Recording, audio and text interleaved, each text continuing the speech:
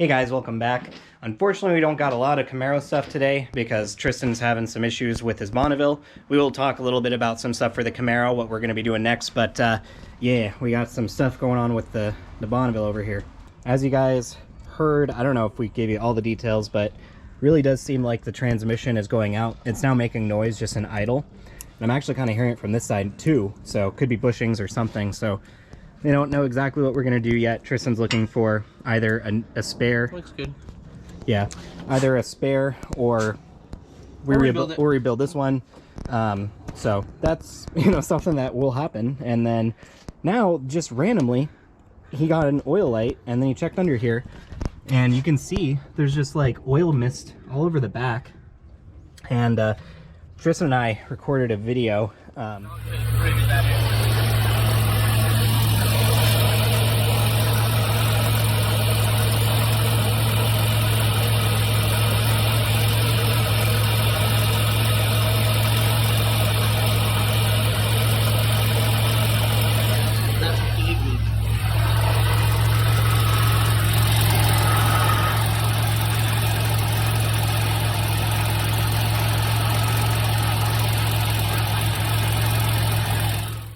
It's probably not going to come well on camera, but right down here.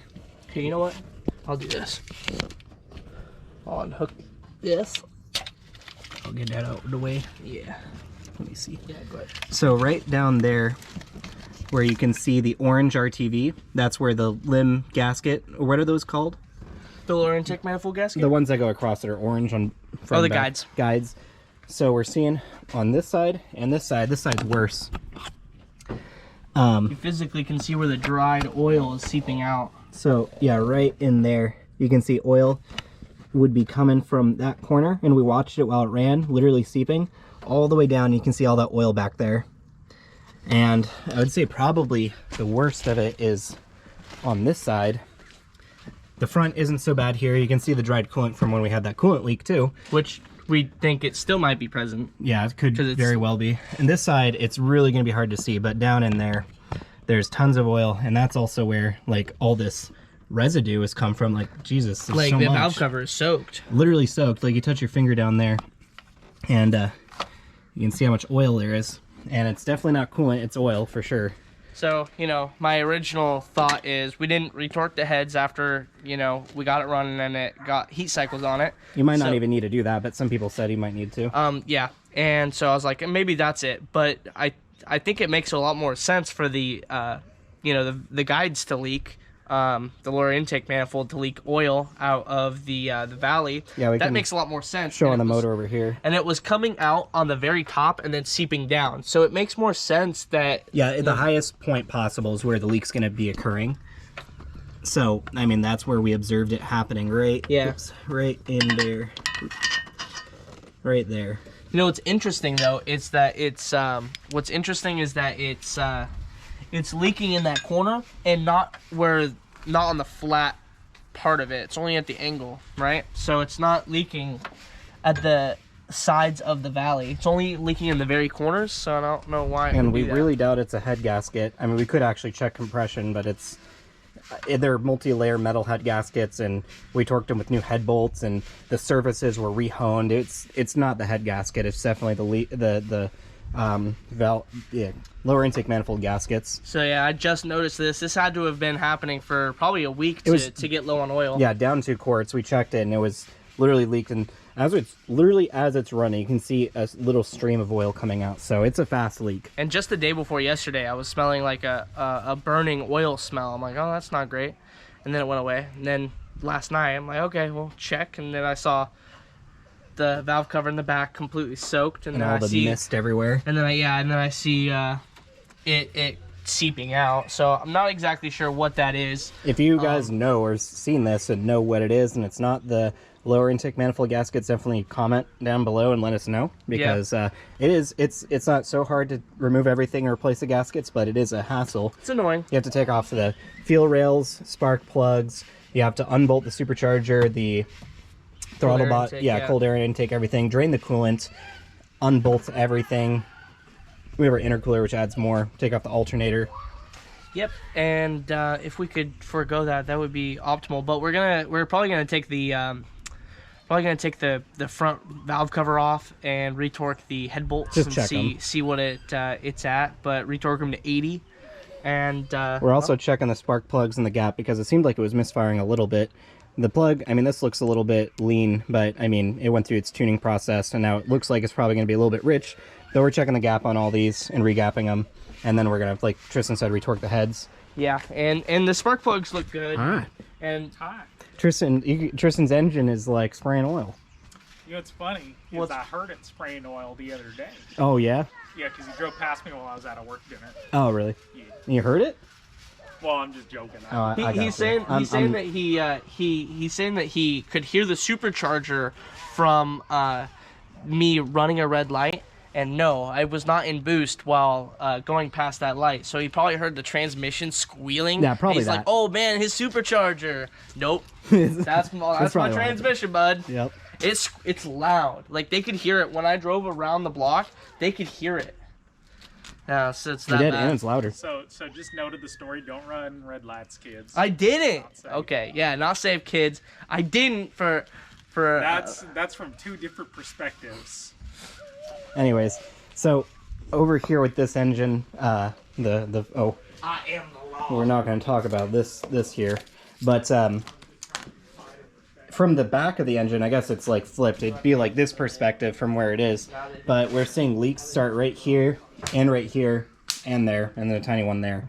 So looking here, he has LS7 lifters, and stock ones would do it too, push rods and all that, and they're coming up and going to be spraying pressurized oil to lubricate, you know, everything. The lifter obviously doesn't come up, but the push rods should have oil going through them.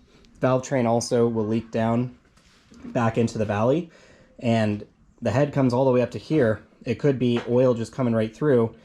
The RTV we used high temp orange stuff, which maybe that's not rated for it.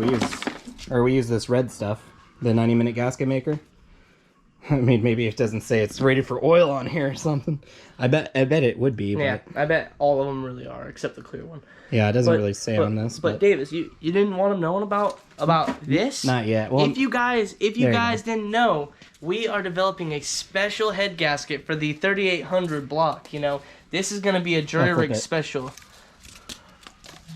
So we are developing a special head gasket that's got dirt cheap. Yeah, dirt cheap. Not only, but you know, it has compression in it. So depending on how tight your bolts are, variable compression. Exactly. Depending on how tight your bolts are, variable compression. So if you want, you know, a little bit less compression, hey, well then you tighten the bolts and then you go faster, right? More compression, you mean? Oh yeah, actually. So you would tighten them less, and we'll be selling those soon. But anyways, yeah, with this, there's the lifters and the push rods. They're pushing oil. Also, the balance shaft here is spinning. It's flinging oil. Like, there's a lot that can get through these guides. So Tristan was saying he knows somebody that puts RTV on the surface, puts the guide down, and then RTV again on, like, the corners. And maybe we got to do that. We've never seen this happen before, and we had all sorts of limb leaks and never one like that. Yeah. So, don't know. So let us know if you've seen a leak like that. But yeah, I mean, this is actually another visual. I mean, right here, the cylinder heads will leak back down where my finger is right in here. I mean, it'll leak back oil. Push rods are pressurized oil in there. I guess the lifters, like I said, they don't come up very far, but there's oil right there. And on the back where we're seeing it, there's oil with the balance shaft pressurized. So yeah, it's crazy. I mean, where else would oil be coming from there? There should be no oil in the lower intake manifold. We have PCV blocked off and catch can. Yeah. Don't know. Has to be the lifters and something. I don't know. It's got to be the valley. Because, I mean, no oil goes through the head. Are you going to help us tear this thing out? No. You just strong man. Oh, now no, Isaiah, what you got to do is you got to do like the piece and just like, I'll do an effect where you'll just like disappear. Just kidding. I don't do that editing. I don't do that. I don't do that fancy stuff. I figured. I was like, I don't think he's gonna do that. I'll challenge myself to see if I can. When I was advertising the head gasket, you should put like a decal of like 99 cents on there, you know? No, you should just do like a horn noise as soon as I put my fingers up, and then just like poorly hit it, like a car just like going through and hitting me. Oh, okay. I was thinking. Of, Or like, or a boulder falling on you. Yeah. Or I was thinking like your Infinity with like your big head sticking out of the window, really shittily, just like going off screen. Yep. All right, guys, we're back. We did some looking. We asked Garner, what he thought of it. Yep. So he thinks it's definitely the valley leaking, just like we also think, because I mean no oil is running through the head or should be. So it's only leaking down from what it's squirting up there. Yeah. And it's not through the head gasket or anything like that. Head gasket doesn't even come close to it. It's not head gasket. It's just oil leaking down or pressurized oil from lifters and stuff like that. He agreed that it's probably coming out of the valley. So I guess lower intake manifold gaskets are in order, but for a temporary fix, he suggested, and we really like the idea of literally just trying to put a bead of silicone with our fingers in the crevice where the basically where the lower intake meets the valley, exactly, to try and stop the seepage. And so you could barely see it. It's dark silicone. It's gonna be so it's gonna be get out my flashlight. Really hard to see in there. Yeah. You can see right in there. There's some silicone. I literally pumped it full of it and then kind of molded it. We did it on this side, which this side seemed really bad. And then, unfortunately, we can't get to this side without removing a bunch of stuff. So that one might just remain leaking. And we'll see, I guess, if this is leaking still. We also got this corner. Yeah, we're not able to get that corner at all. If we notice that this side isn't leaking anymore, and then there's still mist, we know it's like this corner. Yeah. But ultimately, we're still just going to have to pull the supercharger intercooler lower intake manifold off to replace those gaskets. Yep. And Garner was mentioning that we're maybe getting oil spray that was all over the back of the motor, where the evap canister bolts to the back of the block. That bolt hole runs through the valve train, but on our other heads, we don't see that bolt anywhere. Still waiting on pictures of what he's mentioning. Yeah, so I don't see that bolt hole at all, so I'm not sure really why oil is all over the back. We actually did a pretty good job of brake cleaning everything back here, so it's all fresh. Yeah, it looks clean. We're gonna be seeing some oil pool up there again and kind of like look at it. But essentially, what I'm gonna do for just a week is just to get me through is keep some oil probably on me and just keep checking it and just letting it happen. If it's seeping through the RTV, oh well. It's only my only driver. It doesn't seem like it's enough of a leak to be dangerous, like oil on the cylinder heads. He smells a little bit burning oil, but every now and again. It's not like it's going to flash fire.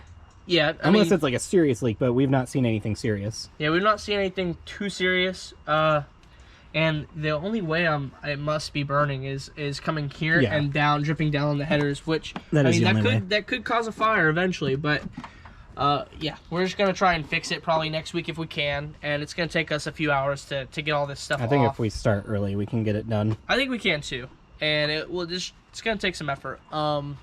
That's kind of our game plan for now. Also, yeah, we had so if you guys don't know, 14 mil by 125 is the thread tap for your spark plugs. We checked the spark plugs and we want to put this one back in, and it started cross threading. So we had to go to the parts store. We also needed to buy the right stuff for the gasket leak. But we bought this, rethreaded the spark plug hole with some silicone and stuff to pick up any threads.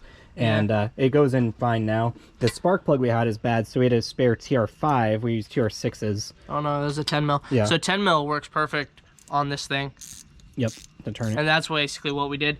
And it worked great, actually. And then we ended up having to, like he said, put a TR55 spark plug, which is the old one that was sitting in the Camaro's block. Yeah, and I used TR6s. So, gonna have to go to the parts store tomorrow, get some oil, get a new spark plug, probably put the spark plug in, because I'm sure it's not great to run a different one. But it was gapped to like 55 or 60 thousandths. We had to gap that back down to 35. So, yeah, we'll update you guys later on how it's doing, but unfortunately we didn't make any progress today. We started late and all that. But plus, I mean, we didn't even have the manpower to take the drivetrain out of this thing. We talked about the idea of pulling the motor, but still it's going to be an involved process, and we need to take the subframe out anyways. I think what we're going to do is, well, we did buy a new strap. I don't know where that strap. Oh, Isaiah put it on this. So we have actually a legit strap now for the pulling it up. So now, when we lift from the radiator support, we have like a legit thing with, you know, some it's going to be so much better than the strap we were using before. The strap we were using before was heavier duty, but this is so much better for actually hooking onto. And this will lift the weight of the car. I mean, not the whole weight of the car. It's going to lift the front end. And there's not so much weight here, plus the weight will transfer to the rear. Yeah, it's got a 2,000 pound weight maximum, which is why we're concerned with. You know, also, how much I mean, weight it does say 6,000 pound brake weight, which and yeah, these all are overrated or underrated. Underrated for sure. For safety, but worst case scenario, we buy another one of those, and then we just have 2. yeah, we were thinking about getting 2 and putting them both here. In fact, you can see that this thing has been bent for the strap pulling up on Yeah. it, and it's got kind of like an edge to it. So we're probably going to be putting a towel on that. But hopefully next week we can tear the motor out while we're working on the Bonneville as well. If we have enough manpower at the time. If we don't, then we don't. We can't. Technically, I think we could probably still do it ourselves. We just didn't have a lot of time today to do it. It's just the subframe bolts and then the transmission mount, and it'll come out. And then Tristan needs to bring over his ratchet straps because that'll help assist with the struts where they're going to be. We're probably just going to have to repaint the valve covers, or even just take off the valve covers before we drop it entirely. Yeah, just give it a... Yeah, that could work. Give it a little spray down. God, you guys would not believe how many lower intake manifold gaskets we've had to do on the Bonneville. Yeah. At least 6, if I can remember correctly. Yeah, great. Also, not all of those are because it was bad gasket, but just because, you know, you got to change it every time because those like guides... They rip every time because the RTV that gets put on them, and so you have to buy a whole new gasket every time you have to buy the whole kit because really you can't buy these individually. Can someone please sell those? That would save us a lot of money. I mean, each gasket's $40. Gotta imagine doing that at least 6 times. Who are you? What the hell's going on there? Look at this absolute race engine we built. Oh, by the way, guys, check out our Tic Tac that we put this thing together. It's going to be a genuine race motor. I don't think we did a home resurfacing job. We did a home resurfacing job on the concrete. We used some silicone head gasket and cardboard. Yeah, you can see our custom gasket right there poking out. You know, it's variable compression. We got the Bluetooth spark plugs. That's true too. You know, looks like rock candy. And then you'll hear it here first, guys. We're going to actually retrofit a V8 cam into this V6. We'll be the first ones to do it. Mm-hmm. Yep. Absolutely. So stay tuned on our Tic Tac. If you follow us on Instagram, we'll also be posting those Tic Tacs on the, what do they call them? Instagram Reels? Yeah. We'll be posting there too. YouTube Shorts, probably. Yeah, that. So, oh yeah, all 3. That'll be good. And so catch us on there. And we'll see you guys later. Check out all that. Leave a like below. Helps get the video out. Comment how you think this absolute race car is going to run. Don't know what car it's going to go in yet, but you know. No. This one. No. I'll beat you. All right, guys. We'll see you in the next one.